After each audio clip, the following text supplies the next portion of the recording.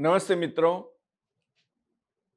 બહુ જ મોટી દુવિધા છે તમને, કારણ કે પરિણામ આવ્યું, ક્યારેક પરિણામ આપણી પસંદગી પ્રમાણે ન પણ આવ્યું હોય, આપણી અપેક્ષામાં ક્યાંક ઊણા ઉતર્યા હોઈએ, સામાજિક એક પ્રેશર રહેતું હોય છે, ઘરમાં પણ વાલીઓનું પ્રેશર રહેતું હોય, આજુબાજુ મિત્રોનું પ્રેશર રહેતું હોય, અને તમે એમાં દોરવાયા વિના તમારો નિર્ણય કરવામાં કેટલીક વાર દુવિધા અસમંજસમાં હો, તો પ્રશ્ન એ થાય કે ધોરણ 12 પછી કરવું શું.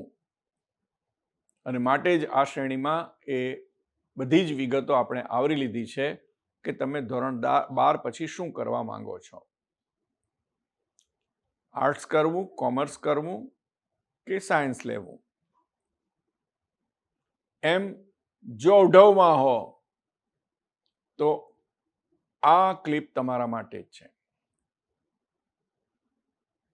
એટલે તમારે શું કરવું છે એ નક્કી કરવાનું છે. એવું નથી કે સાયન્સ કરે એટલે બધા હોશિયાર જ છે, કે સાયન્સમાં જ સ્કોપ વધારે છે અને એમ આર્ટ્સમાં સ્કોપ ઓછા છે. એવું નથી કે આર્ટ્સમાં સ્કોપ ઓછા છે, કોમર્સમાં પણ એટલા જ સ્કોપ છે, આર્ટ્સમાં પણ સ્કોપ એટલા જ છે, સાયન્સમાં થોડા વધારે છે. દરેક પોતપોતાનું આગવું ક્ષેત્ર છે. આપણે તો એક સામાન્ય માન્યતા એવી બને છે કે હોશિયાર એટલે બધા સાયન્સમાં જ જાય. એવું પણ નથી. દરેકની પોતાની એક ક્વોલિટી છે. એટલે સૌપ્રથમ હું માર્ગદર્શન એ આપીશ કે તમારી પોતાની ક્વોલિટી શું છે એ તમે નક્કી કરો અને એ ક્વોલિટી પ્રમાણે તમે આગળ વધો. નોટ નેસેસરી કે બધાને સાયન્સ જ અનુકૂળ આવે અને એમ સાયન્સમાં જ સારી કરિયર છે. બધામાં કરિયર સારી જ છે. તમારી ચોઈસ શું છે અને એમ તમારી ચોઈસ અને હોબી, તમારો એપ્ટિટ્યૂડ એ તમને કઈ બાજુ લઈ જાય છે એ બહુ જ મહત્વની બાબત બને છે. બની શકે કે તમારો આર્ટિસ્ટિક એપ્ટિટ્યૂડ હોય, બની શકે કે તમને પરફોર્મિંગ આર્ટ્સમાં ખૂબ મજા આવતી હોય, તમે ખુદ સારો ડ્રામા કરી શકતા, ખૂબ સારું ગાતા હો, તો એમાં પણ તમારી કરિયર બની શકે. તમારી reasoning capacity, quantum capacity, calculating capacity પણ વધારે હોય, એમ કોમ્પ્યુટિંગ પણ તમે ખૂબ સારું કરી શકો છો. અને તો તમે કોમર્સમાં પણ સારી કરિયર બનાવી શકો છો. અને આવું જ સાયન્સમાં પણ છે. એટલે ઘણા બધા પ્રવાહ છે અને એના આધારે તમે ખૂબ સારી કરિયર બનાવી શકો છો. તો આજે મારે વાત એના અંગે કરવી છે. આમ ધોરણ 12 પછી શું, તો એના ઘણા બધા વિકલ્પ છે તમારી પાસે. એટલે અહીંયા જો આપણે પહેલી વાત કરીએ કે 12માં સાયન્સ લેવું છે અને સાયન્સમાં એન્જિનિયરિંગ લેવું છે, તો એન્જિનિયરિંગમાં આટલા બધા હવે વિષયો છે. એટલે એક સમય હતો જ્યારે આપણે આ ટ્રેડિશનલ લાઇન્સમાં જતા. એમ કોમ્પ્યુટર સાયન્સ છે કે સિવિલ એન્જિનિયરિંગ છે કે મિકેનિકલ એન્જિનિયરિંગ છે કે ઇલેક્ટ્રિકલ એન્જિનિયરિંગ છે, એમ ઈસી ઇલેક્ટ્રોનિક્સ એન્ડ કોમ્યુનિકેશન છે, બરાબર. કે પછી આવું પણ કંઈક હતું, કેમિકલ એન્જિનિયરિંગ પણ જૂની બ્રાન્ચ છે. આજે આ નવી બ્રાન્ચ બધી ઘણી થઈ છે. એનાલિટિકલ એન્જિનિયરિંગ પણ ઘણા સમયથી પ્રચલિત છે. બાયોટેકનોલોજી, ઓટોમોબાઈલ એન્જિનિયરિંગ છે અને એવું રોબોટિક્સ એન્જિનિયરિંગ પણ છે, જે આ બધી ઉભરતી બ્રાન્ચ છે. એટલે ટેકનોલોજી જ્યારથી ડેવલપ થઈ રહી છે ત્યારથી આ બાબત એ બતાવે છે કે તમે કઈ બાજુ જશો, શું પસંદ કરશો. તો એવા કારકિર્દીના નવા નવા વિકલ્પો અહીંયા મેં રજૂ કર્યા છે. આર્ટિફિશિયલ ઇન્ટેલિજન્સ અને એમ એક બહુ જ મોટો ચેલેન્જિંગ ફિલ્ડ અત્યારે ઊભું થઈ ગયું છે. આઉટ ડેટા એનાલિસિસ, એની પણ સારી એવી ડિમાન્ડ છે. અને એવું અન્ય પણ છે. ડેટા સાયન્સ છે, એથિકલ હેકિંગ છે, રોબોટિક્સ છે, એરોસ્પેસ છે, સાયબર સિક્યોરિટી છે, બ્લોકચેન એન્જિનિયરિંગ છે, ગેમ કોડર છે. આ બધા ઘણા બધા એમાં એ છે કે જે તમે ખૂબ સારા એમ કે સરળ રીતે પસંદ કરી શકો એવા સ્કોપ છે. અને એ સિવાય બીએસસી તો ખરું જ, તો તમે બીએસસીમાં પણ અન્ય ઘણા વિષય લઈ શકો છો. અહીંયા જેમ વાત કરી છે એમ બોટની કે પછી ઝૂલોજી કે નર્સિંગ કે રેડિયોગ્રાફી, એ ઉપરાંત બેઝિક સબ્જેક્ટ અન્ય પણ મેથ્સ છે કે એ આગળ આવશે. એમ બેચલર ઓફ ઓક્યુપેશનલ થેરાપી આપણે સારું ડેવલપ થતું ફિલ્ડ છે, રાઈટ. અને એમ ફૂડ એન્ડ એગ્રીકલ્ચર સાયન્સ એ પણ ડેવલપ થાય. ઇકોલોજીસ્ટ એન્વાયરમેન્ટમાં પણ એક આગળ પગલું વધીને ઇકોલોજીને ધ્યાનમાં, લોકલ ઇકોલોજી એને ધ્યાનમાં રાખીને પણ આવો એક અભ્યાસક્રમ એમ ડેવલપ કરવામાં આવેલો છે, જે ઇકોલોજીસ્ટ તરીકે પણ તમને કરિયર બનાવી શકાય.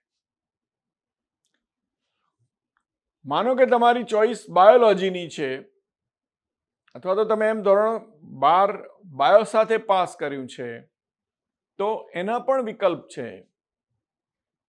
અને બાયોલોજીના વિદ્યાર્થીઓ માટે સ્પોર્ટ્સ ફિઝિયોથેરાપી, ફિઝિયોથેરાપી એક વિષય તો છે જ, પણ ફિઝિયોથેરાપીમાં પણ સ્પોર્ટ્સ ફિઝિયો એક નવું ઇમર્જિંગ ફિલ્ડ છે.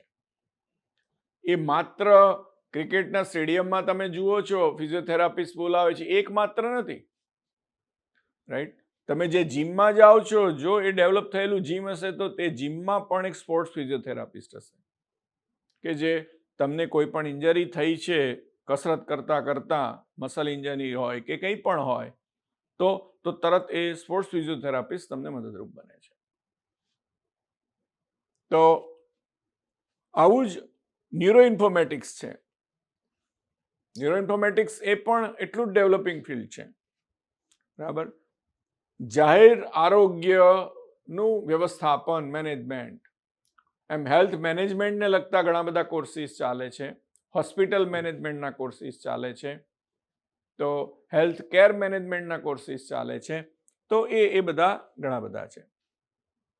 હેલ્થ ટુરિઝમ, તમે જાણો છો કે ભારત આજે હેલ્થ ટુરિઝમમાં ટોપ ઉપર છે. એટલે વર્લ્ડ ઓવરમાંથી ઘણા બધા લોકો ભારત કોઈ પણ પ્રકારની શસ્ત્રક્રિયા માટે અથવા તો એમ કે સર્જરી માટે આવી રહ્યા છે, કારણ કે આપણે ત્યાં એ સર્જરી ખૂબ જ ઇકોનોમિક રીતે, માત્ર સસ્તી છે એટલું જ નથી, પણ સસ્તી હોવા ઉપરાંત આપણે ત્યાં જે ડોક્ટરોનો એક આખો વર્ગ છે, એના કારણોસર તમને તરત એ પ્રકારની સુવિધા મળી શકે છે.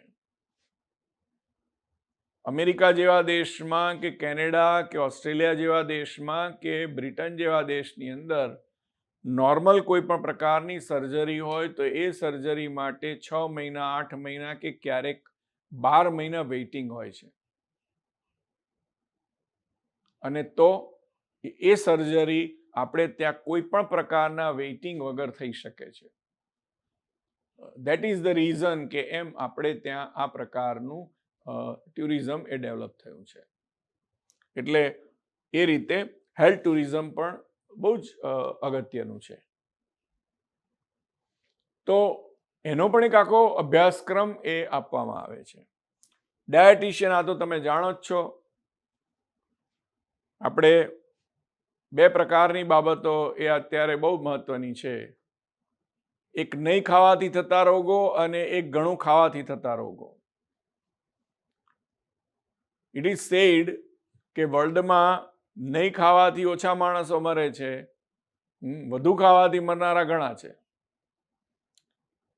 અને એમ એનાથી જ ઘણો એક આખો ઇન્ડસ્ટ્રી ડેવલપ થયો છે. ખવડાવનારાનો ઇન્ડસ્ટ્રી તો ડેવલપ થયો છે, ખાધા પછીના પ્રશ્નોનો એક આખો ઇન્ડસ્ટ્રી ડેવલપ થયો છે. એમ તમારે જીમમાં જવું પડે, તમને હેલ્થ ઇશ્યુઝ પ્રોબ્લેમ થાય તો એના બધા નાના વજન વધે તમારું તો એના પ્રશ્નો, વજન વધી જાય એ તો ખબર ન પડે, પણ ઉતારવું ખૂબ અઘરું પડે. એટલે ડાયટિશિયન માટેના પણ આજે ખૂબ સારા એ મળી રહ્યા છે અભ્યાસક્રમો, અને એમાં કરિયર તમે બનાવી શકો છો. આવું જ બાયોમેડિકલ એન્જિનિયરિંગ અને એમ તમે જુઓ છો, એક સમય હતો જ્યારે સ્ટેથોસ્કોપ કયા પ્રકારનું હતું અને આજનું સ્ટેથોસ્કોપ કેવું ડિજિટલ બની ગયું છે. એક સમયે એમ તમારું બીપી માપવું હોય તો ડૉક્ટર પાસે જાઓ ત્યારે જ માપી શકાતું હતું. આજે તમારા ઘરે તમે બીપી માપી શકો છો. એ શું છે? એ બાયોમેડિકલ એન્જિનિયરિંગ છે. એમ ખૂબ જ સહજ થઈ ગયું છે. એ જ બાયોમેડિકલ એન્જિનિયરિંગની દેણ છે કે ઘણા બધા એપ્સ આપણે મોબાઈલમાં ડાઉનલોડ કરેલા હોય અને એમ એપ્સ બધા તમને ગાઈડન્સ આપતા હોય અને ઇવન ઘણીવાર એ મેઝરમેન્ટ પણ કરે છે. આજે એવરેજ માણસ ઘણીવાર તો એવી ડિવાઇસ લગાવીને મોબાઈલથી એનો ડાયાબિટીસ ચેક કરી શકે છે. એ બાયોમેડિકલ એન્જિનિયરિંગ છે. હવે તો એ પણ નહીં, હવે તો પેચ લગાવે છે ફોરેનમાં. તો આપણે ત્યાં પણ અવેલેબલ છે હવે કે શરીર પર એક જગ્યાએ પેચ લગાવી દો એટલે ઓટોમેટિક એના 24 કલાકનું જે કંઈ મેઝર કરવાનું છે સુગર, એ સુગર મેઝર એનાથી થતું હોય છે. આ કેવી રીતે? It is biomedical engineering. આવું બાયોટેકનોલોજીસ્ટ, બાયોઇન્ફોર્મેટિક્સ, ઘણી બધી બાબત છે. ન્યુરો ઇન્ફોર્મેટિક્સની મેં વાત કરી જ. ન્યુરો સાયન્સની અંદર પણ ઘણી બધી બાબતો છે. Bachelor of naturopathy and yogic science, આ એક ઇમર્જિંગ બ્રાન્ચ છે. આપણે ત્યાં પતંજલિના યોગ સૂત્રો વર્ષોથી પ્રચલિત છે. એની બુક્સ પણ લખાઈ છે. પણ એ સમયે આપણે ધ્યાન નહોતા આપતા. પણ હવે જ્યારે યોગ એક વિશ્વભરમાં જાગૃત બનીને લોકોને કોઈ પણ પ્રકારની દવા વિના મળતી થેરાપી તરીકે ડેવલપ થયું છે, ત્યારે એનો એક આખો વર્ગ ઊભો થયો છે. અને માત્ર આ ઇન્ડિયન્સ કરે છે એવું નથી. તમે ચીનમાં જાઓ તો ચીનનું પોતાનું શાસ્ત્ર છે, જાપાનમાં જાઓ તો જાપાનનું પોતાનું શાસ્ત્ર છે, અને એમ અન્ય દેશોમાં પણ આ પ્રકારની બાબતો છે. તો એવી આપણી પતંજલિ આધારિત જે બધી જ જ્ઞાન પદ્ધતિ છે, યોગિક પદ્ધતિ છે, એને આમાં આવરી લીધેલી છે. નેચરોપેથી, ઓટોફેજી એક મોટું સાયન્સ છે. બરાબર. અત્યારે કહે છે ને કે તમારે કશું જ ન કરો, તમે શરીર ઉતારવું હોય છે તો કશું જ કરવાની જરૂર નથી, તમે ઇન્ટરમિટન્ટ ફાસ્ટિંગ કરો. એટલે રાત્રે ખાઓ તો પછી 16 કલાક સુધી કંઈ ન ખાઓ. 12 કલાક સુધી તો આપણે લગભગ નથી જ ખાતા,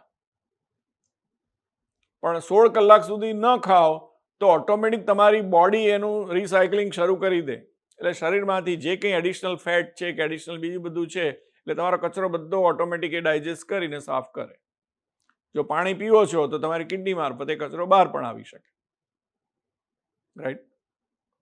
તો એમ કહેવાનો મતલબ છે કે એ નેચરોપેથી છે,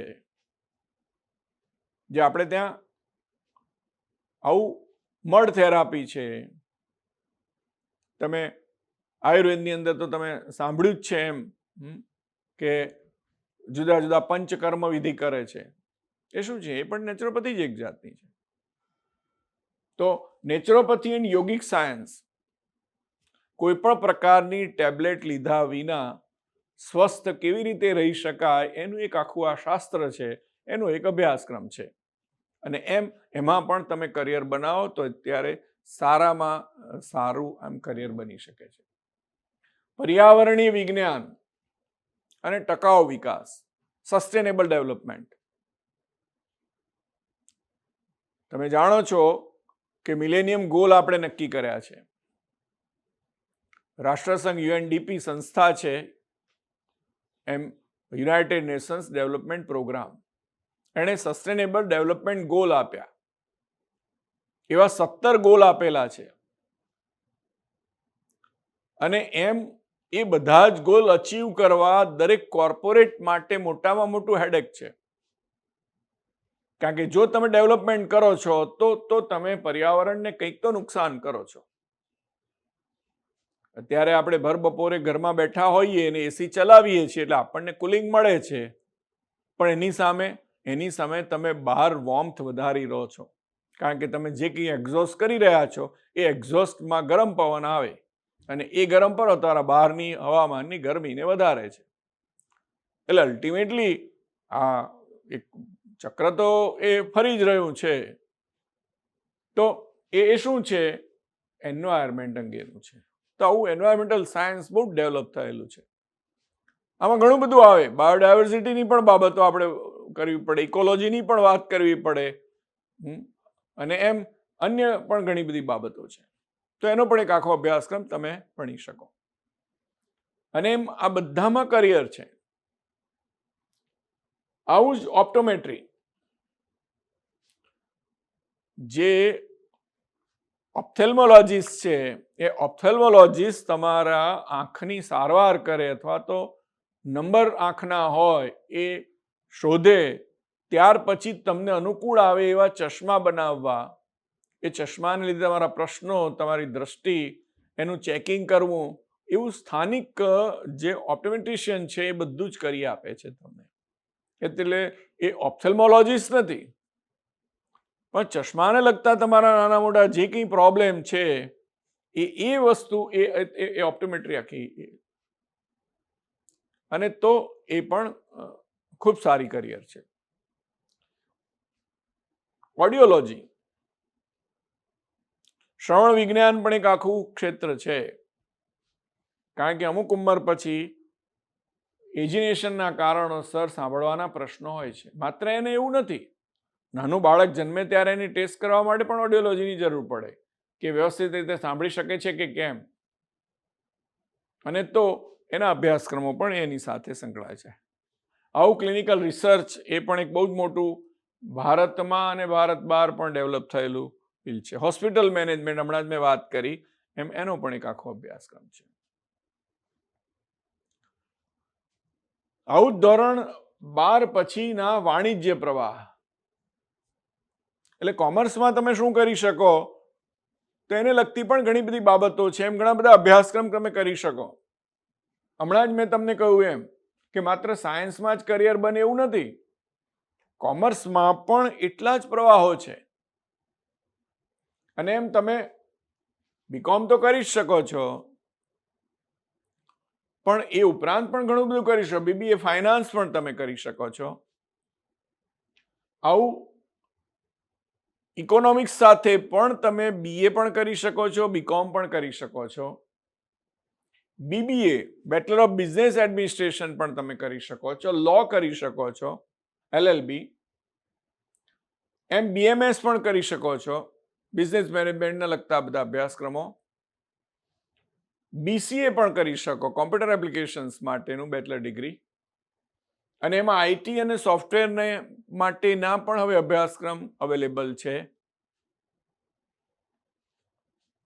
ચાર્ટર્ડ એકાઉન્ટન્ટ સ્વાભાવિક છે, આ તો વર્ષો જૂની બ્રાન્ચ છે, અને એમ તમે એમાં પણ સારી કરિયર બનાવી શકો છો. તો એ પણ થઈ શકે. કોસ્ટ એકાઉન્ટન્ટ, એમ એક જમાનામાં જે આઈસીડબ્લ્યુએ કહેવાતું હતું, આજે જેને સીએમએ કહેવામાં આવે છે, તો એમ એ પણ કરી શકાય. કંપની સેક્રેટરી, સીએસ, એનો પણ અભ્યાસક્રમ છે. દરેક કંપનીને એમ કંપની સેક્રેટરીની જરૂર પડે, જે ભારત સરકારના કંપની એક્ટ પ્રમાણે કંપની ચલાવી શકે, એની જોગવાઈઓને અનુસરે. તો આમ બીકોમ એલએલબી, બીએલએલબી, એ બધી જે બીબીએ એલએલબી વાત થઈ. વિદેશી ભાષાઓમાં સ્નાતક, હમણાં જ મેં વાત કરી હતી. ફાઇનાન્શિયલ એનાલિસ્ટ, એમ જે કંઈ કંપનીના સ્ટેટમેન્ટ આવે છે, તો અથવા તો જુદી જુદી કંપનીઓના રિઝલ્ટ્સ આવે છે, જે તમે જુઓ છો સિક્યોરિટીઝ માર્કેટ આખું જેના પર આધાર રાખે છે, તે એમ એનાલિસ્ટ બધા કઈ કંપનીની એમ ફાઇનાન્શિયલ હેલ્થ કેટલી સાઉન્ડ છે અથવા તો નથી, એ એનાલિસ્ટ નક્કી કરે છે. એમ એના રિપોર્ટ બધા સ્ટડી કરે છે એના આધારે. બેન્કિંગ એવું જ મોટું ક્ષેત્ર છે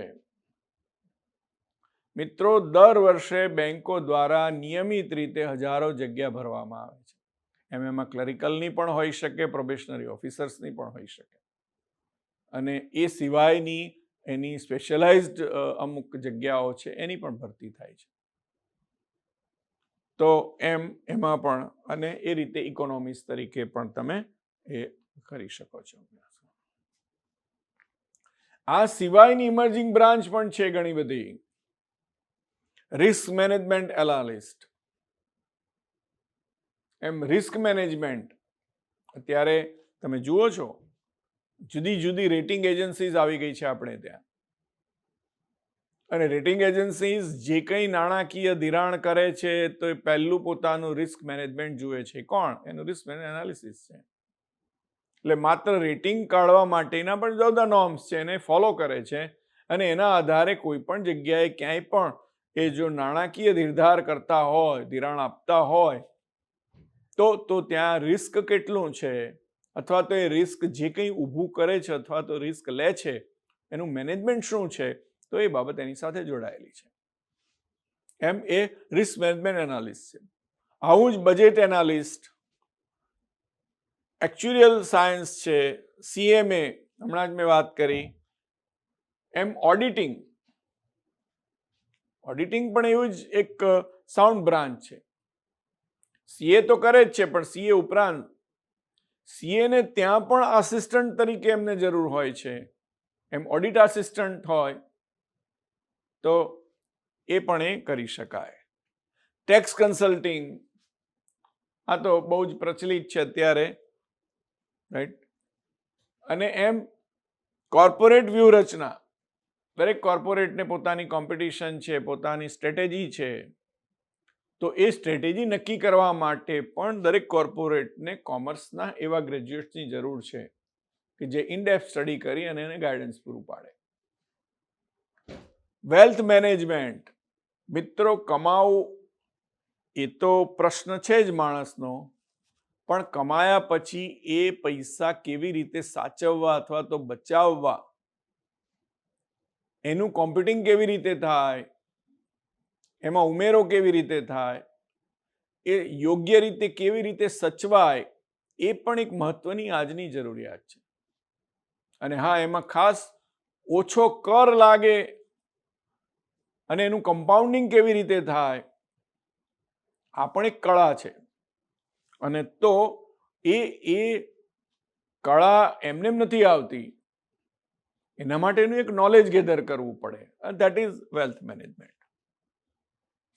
એટલે અલગ અલગ ક્ષેત્રમાં તમારે નાણાકીય તમારું રોકાણ કરવું હોય અથવા તો તમારી જે વેલ્થ હોય એને મેનેજ કેવી રીતે કરી શકાય, તમારી એસેટ છે તો એસેટને કેવી રીતે મેનેજ તમે કરશો, તમારી પાસે રોકડ છે અથવા તો આવક છે તો ઇન્વેસ્ટ ક્યાં કરશો, બધું વેલ્થ મેનેજમેન્ટ છે. આવું જ ઇક્વિટી એન્ડ વેન્ચર કેપિટલ, અને એમ ફાઇનાન્શિયલ એનાલિસ્ટની મેં હમણાં જ વાત કરી, certified financial analyst.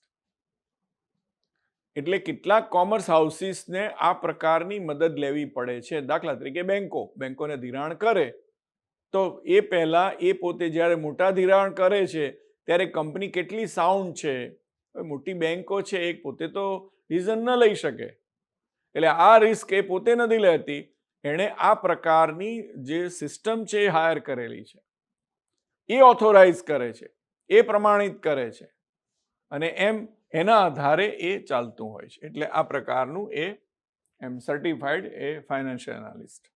Stock broking આજકાલનો બહુ જ હોટ સબ્જેક્ટ છે, અને એમાં પણ આપણે ત્યાં કહેવત છે ને એમ કે સોના 60 કર્યા.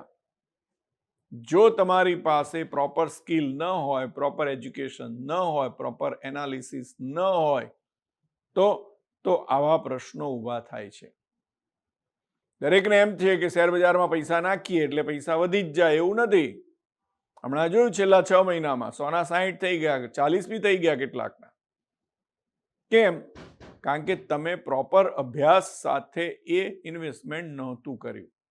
બરાબર છે કે બજારના કેટલાક ધારાધોરણ લાગુ પડે છે અને એમ પોલિટિકલ અસરો પણ થતી હોય, બજેટરી ઇમ્પ્લિકેશન પણ આવતા હોય, ગવર્મેન્ટ જે કોઈ પોલિસી ડિસિઝન લે છે એની પણ અસરો આવતી હોય, એટલે બજારનું ફ્યુચર આખું રિસ્ક જ હોય છે. કહ્યું જ છે કે સાહસ એ શ્રી વસ્તી, સાહસ કરો તો લક્ષ્મી મળે પણ ખરી, પણ ક્યારેક વધુ પડતું સાહસ કરો તો પછી શ્રી વસતી એવું જ નહીં કહેવાય, ક્યારેક પછી લક્ષ્મીજી જાય પણ ખરા.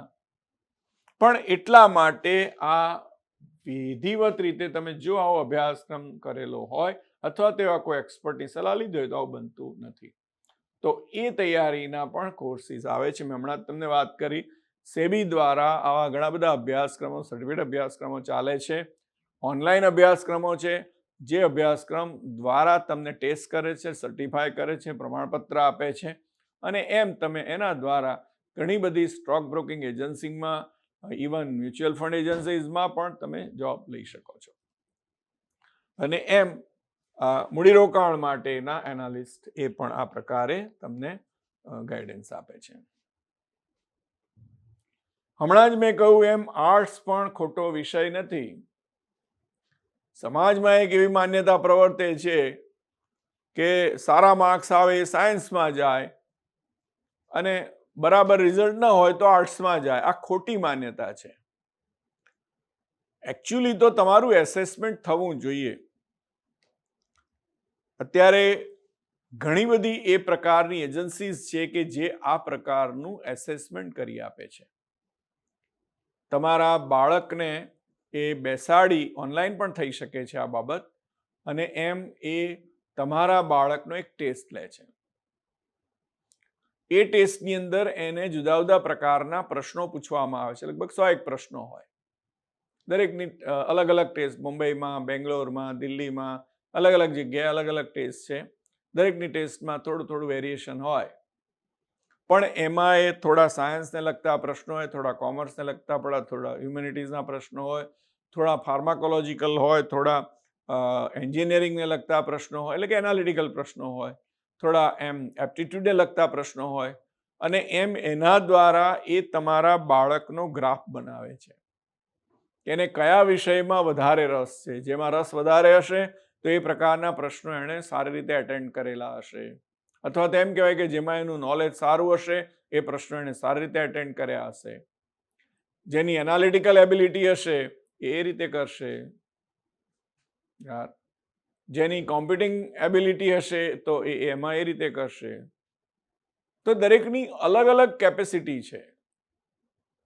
અને તો એમ કેટલાકની લિટરરી હોય, એનાલિટિકલ તો હોય પણ લિટરરી હોઈ શકે, અને એમ એને લિટરરીમાં એટલે કે લિટરેચરમાં રસ પડતો હોય, કલ્ચરમાં રસ પડતો હોય, અને એ ડિસ્ક્રિપ્ટિવ એની એનાલિસિસ ખૂબ સારું કરી શકતો હોય, અથવા તો એનું ડિસ્ક્રિપ્શન એને સારું આવડતું હોય, એનું ડિક્શન પાવરફુલ હોય, અને તો એ સારામાં સારી કરિયર એમાં પણ બનાવી શકે છે. સ્ટોરી ટેલિંગ એ પણ એક આજે કરિયર છે. ખૂબ રેકોર્ડિંગ થાય છે, ઓનલાઈન ઉપર ખૂબ ચાલે છે, માત્ર સ્ટોરી ટેલિંગ. પણ તમને એમ બહુ જ રસ દર્શન સાથે સ્ટોરી ટેલિંગ કરતા આવડતું હોવું જોઈએ, રાઈટ? આવું જ આર્ટ્સમાં ઘણા બધા વિષયો છે, કલ્ચરમાં ઘણા બધા વિષયો છે. તો ઇન્ડિયન કલ્ચર વિશે તમારામાં, ઇન્ડિયન હિસ્ટ્રી વિશે, ઇન્ડિયન જ્યોગ્રાફી વિશે, ઇન્ડિયન ઇકોનોમી વિશે, તો આ બધા આર્ટ્સના જુદા જુદા પ્રવાહો છે, જેને આપણે હ્યુમેનિટીઝ તરીકે વર્ણવીએ છીએ. તો આર્ટ્સમાં શું બીજું હોઈ શકે? તો અત્યારના આવા પણ પ્રવાહો છે. એટલે ટ્રેડિશનલ આર્ટ્સ તો છે જ, પણ અહીંયા બેચલર ઓફ મેનેજમેન્ટ સાયન્સ, જે હમણાં જ મેં BMS ની વાત થઈ, કોમર્સ વાળા પણ કરી શકે છે, આર્ટ્સ વાળા પણ કરે છે. Bachelor of fine arts, fine arts બહુ જ મોટું ફિલ્ડ છે. 5 વર્ષનો કોર્સ આમાં થઈ શકે છે. અને એમ એક સમય આપણે ત્યાં અમદાવાદમાં માત્ર CN ની અંદર ચાલતી હતી, CN ફાઇન આર્ટ્સ. આજે ઘણી બધી સંસ્થાઓ એવી ઊભી થઈ ગઈ છે કે જે ફાઇન આર્ટ ક્ષેત્રે તમને સારામાં સારું એજ્યુકેશન આપે. મેં હમણાં જ ઇન્સ્ટિટ્યૂટ ઓફ ડિઝાઇનની વાત કરી. ઇન્સ્ટિટ્યૂટ ઓફ ડિઝાઇન પોતે ફાઇન આર્ટ્સને ખૂબ જ મહત્વ આપે છે. એવું જ bachelor of event management, event મેનેજમેન્ટની પણ એક બહુ જ મોટી ડિમાન્ડ છે. કારણ કે કોઈ પણ ઇવેન્ટ હવે તમારે કરવી હોય તો પહેલા આવું બનતું હતું, આપણે ત્યાં લગ્ન લઈએ તો એ કેટલી બધી તૈયારીઓ કરવી પડે. આ પ્રસંગ છે, આ પ્રસંગ છે, આ પ્રસંગ છે, તો આ જોઈશે, આ જોઈશે. હવે તો આપણા ગોર મહારાજ પણ બધા આધુનિક થઈ ગયા છે, બધી ડિજિટલ તૈયારી એ રાખે.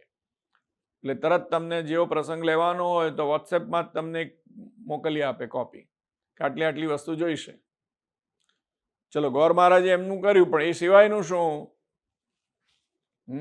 હલ્દીનો પ્રસંગ લેવો છે તો ગોર મહારાજ તો કે એમના લિસ્ટમાં તો 5 જ વસ્તુ એમણે લખી હોય કે ચલો હલ્દી કરવાની છે તો આટલું 5 વસ્તુ જોઈશે.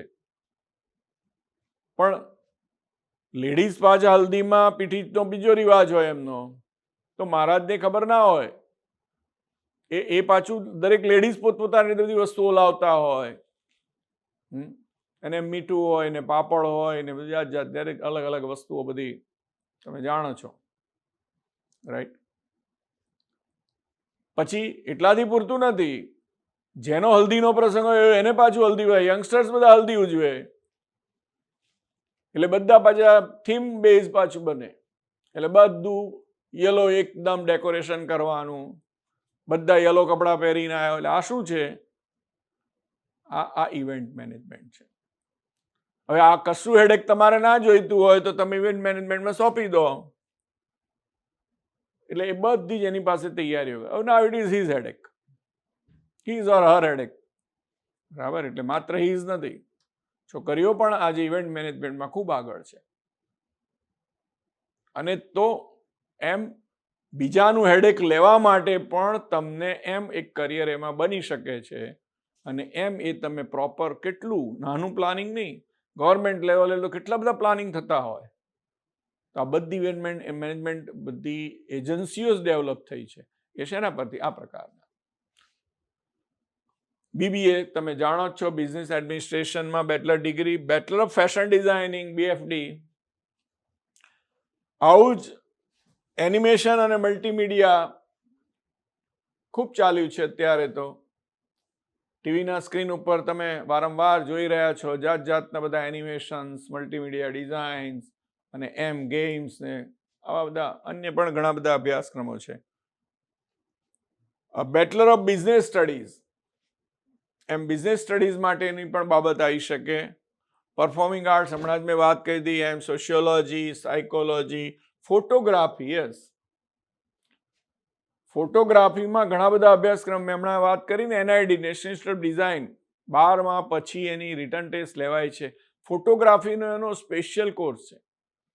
Professional photography, artistic photography, right? Corporate photography, માત્ર ફોટા પાડવાના નથી, ફોટા ઉપરાંત ફોટાનું બેકગ્રાઉન્ડ, ફોટાનું ડિઝાઇન, ફોટો ડેવલપિંગ, ઘણું બધું એક આખું સાયન્સ છે.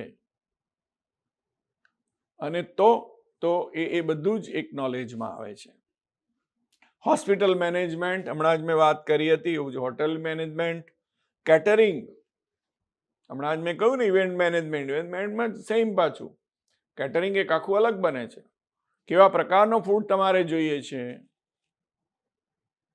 કોસ્મોપોલિટન તમારે સાચવવાનું હોય તો એ પ્રમાણે અત્યારે આપણી ચોઈસ પહેલાં જેવું નથી કે માત્ર પંજાબી ડીશ હશે કે સાઉથ ઇન્ડિયન ડિશિસ હશે કે ગુજરાતી ડીશ હશે કે રાજસ્થાની ડીશ હશે. હવે તો આપણે એથી આગળ ગયા છીએ. અને એમ તમે થાઈ ડીશ પણ એડ કરો છો અંદર, કોરિયન પણ કંઈક વ્યંજનો અંદર એડ કરી દીધા છે. અને એમ અમેરિકન વ્યંજનો પણ આપણે એમાં આવી ગયા છે. જાત જાતના પિઝા અને પાસ્તા અને આ બધી જ વસ્તુઓ એ તમારા એમાં આવે છે. તો કોઈ પ્રસંગ આપણા 1, 2 નહીં 5, 5 દિવસના પ્રસંગ પણ હોઈ શકે, તો કેટરિંગ એક આખો અલગ વિષય બની જાય છે. આવું જ પ્રવાસ અને પર્યટન, એને પણ પ્રમોશન આપવા માટેના ઘણા બધા હવે અભ્યાસક્રમો ડેવલપ થયા છે. અને આ રૂટીન તો ખરું જ, interior design, fashion design, communication design, પાકશાસ્ત્ર, રસોઈ કળા, પત્રકારત્વમાં મેં હમણાં જ કહ્યું એમ માત્ર જર્નાલિઝમ નથી, કોમ્યુનિકેશન પણ હોઈ શકે, પબ્લિક રિલેશન્સ પણ હોઈ શકે. તો એ પણ છે. એનિમેશન હમણાં જ વાત કરી, ઇવેન્ટ મેનેજમેન્ટ, ફેશન મર્ચેન્ડાઇઝ, આમાં રિટેલ પણ હોઈ શકે અને હોલસેલ પણ હોઈ શકે. તો ફેશનને લગતી જુદી જુદી બાબતો છે, જરૂરિયાતો છે, એનું મર્ચેન્ડાઇઝ છે. ટીચર્સ ટ્રેનિંગ તો ખરી જ, એમ ટેક્સટાઇલ ડિઝાઇનિંગ, એમ શિલ્પ, અભિનય, એર હોસ્ટેસ, જ્વેલરી ડિઝાઇન, આ બધી ઘણી બાબતો એમાં છે. લિબરલ સ્ટડીઝ,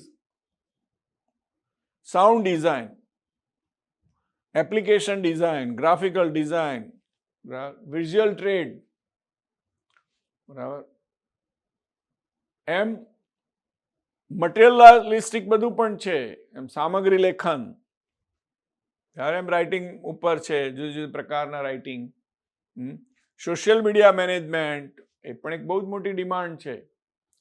જેટલા વીઆઈપીસ છે એ દરેકને પોતાને હવે સોશિયલ મીડિયા મેનેજ કરવા માટે એક વ્યક્તિની જરૂર પડે.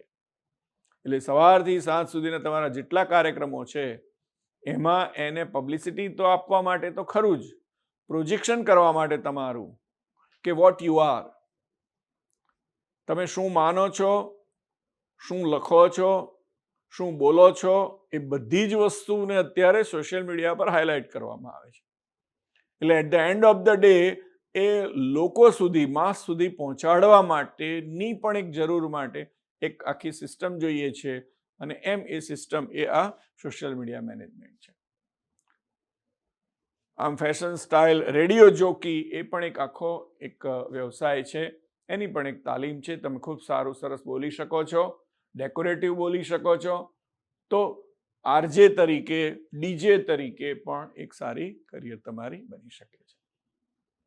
આમ ધોરણ 12 પછી શું કરવું એ અંગે તમને માર્ગદર્શન આપ્યું છે. તમારા કોઈ પણ પ્રશ્નો હોય, સૂચનો હોય તો તમે આમાં લખી શકો છો, અને તો એમાં તમને વ્યક્તિગત પણ એ પ્રકારે માર્ગદર્શન આપવામાં આવશે. Okay, thank you.